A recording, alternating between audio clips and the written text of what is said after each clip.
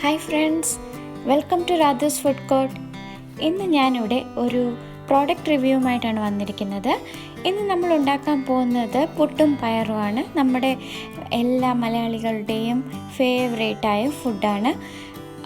ഇപ്പോൾ ഞാൻ ഉണ്ടാക്കാൻ പോകുന്നത് ബ്രാഹ്മിൻസ് പുട്ടുപൊടി ഉപയോഗിച്ചാണ് പുട്ടുണ്ടാക്കാൻ പോകുന്നത്.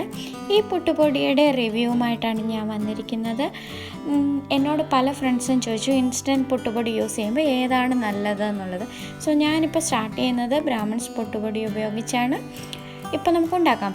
ഇതിനായിട്ട് ഞാൻ എടുത്തേക്കുന്നത് 1/2 കപ്പ് പുട്ടുപൊടി, 1/2 കപ്പ് വെള്ളം. 1/2 കപ്പ് വെള്ളം ഇട്ട് കുഴച്ചിട്ട് കുറച്ചുകൂടി ഒരു 2-3 സ്പൂൺ എക്സ്ട്രാ തൂവി കൊടുത്ത് നോക്കണം എങ്ങനെയാണ് വരുന്നതെന്ന്. കൺസിസ്റ്റൻസി നോക്കിയാണ് ചെയ്തുകൊണ്ടിരിക്കുന്നത്.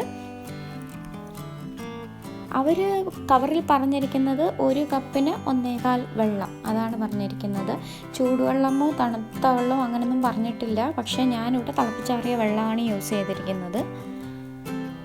ഇത് നന്നായിട്ട് കുഴച്ചെടുത്ത് അതിൻ്റെ പരുവം നോക്കി നമ്മൾ കയ്യിലൊന്ന് എടുത്ത് മടക്കിയെടുത്ത് നോക്കുമ്പോൾ ഒന്ന് തിക്കായിട്ട് പിടിക്കാൻ പറ്റുന്ന ആ ഒരു പരുവം ഉണ്ടോ നോക്കണം.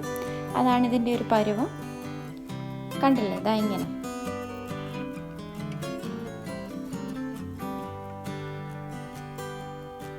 നന്നായിട്ട് കുഴച്ച് വരുന്നുണ്ട്. അവർ പറഞ്ഞ വെള്ളം ആഡ് ചെയ്തപ്പോഴത്തേക്കും നല്ല സോഫ്റ്റായിട്ട് വരുന്നുണ്ട്. ഇതിപ്പോൾ നമ്മൾ അവർ പറയുന്നത് 1/2 മണിക്കൂർ അടച്ചു വെക്കണം എന്നാണ്. ഞാനിവിടെ സമയമില്ലാത്തത് കാരണം ഒരു 10 മിനിറ്റ് അടച്ചു വെക്കാനാണ് ഉദ്ദേശിക്കുന്നത്. 10 മിനിറ്റ് അടച്ചു വെച്ചിട്ട് നമുക്ക് നോക്കാം എങ്ങനെയുണ്ടെന്ന്.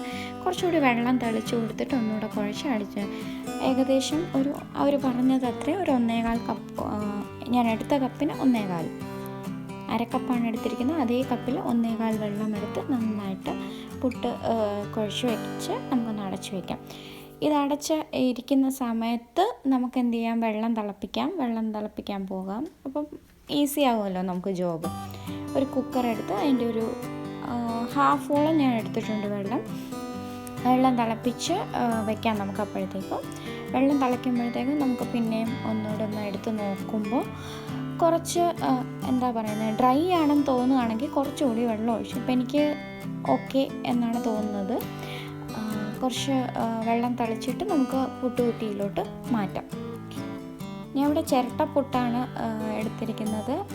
അതിനകത്ത് നമുക്ക് കുറച്ച് തേങ്ങ തൂവി അതിൻ്റെ മുകളിൽ നമുക്ക് പുട്ടുപൊടി ഇട്ട് സ്റ്റീം ചെയ്യാൻ വയ്ക്കാം.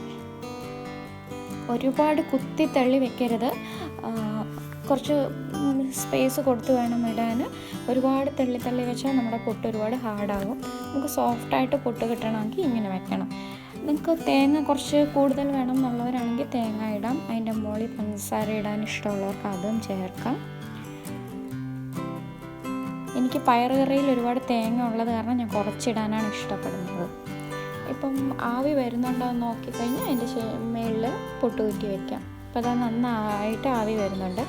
ഇതൊരു 10 മിനിറ്റ് വേഗം വയ്ക്കാം. ആവി വന്നു കഴിഞ്ഞാൽ പിന്നെ പെട്ടെന്ന് വെന്ത് കിട്ടും. ഒരു 10 മിനിറ്റ് നമ്മൾ വെന്ത് കഴിഞ്ഞ് എടുത്ത് നോക്കാം. നന്നായിട്ട് വെന്തിട്ടുണ്ട്. ചൂട് നോക്കി വേണം എടുക്കാൻ. പയർ കറി റെഡി ആയിട്ടുണ്ട്. ഞാനിത് ലിങ്ക് ഇടുന്നുണ്ട്. പയർ കറിയുടെ വീഡിയോ വേറെ ഉണ്ട്, നിങ്ങളത് കാണുക എങ്ങനെ ഉണ്ടാക്കേണ്ടതെന്ന്. നമുക്ക് ടേസ്റ്റ് ചെയ്ത് നോക്കാം. നമ്മുടെ പുട്ട് നല്ല പരുവത്തിൽ വന്നിട്ടുണ്ട്. കണ്ടാൽ തന്നെ അറിയാം, നല്ല ഒരു ലുക്കുണ്ട്.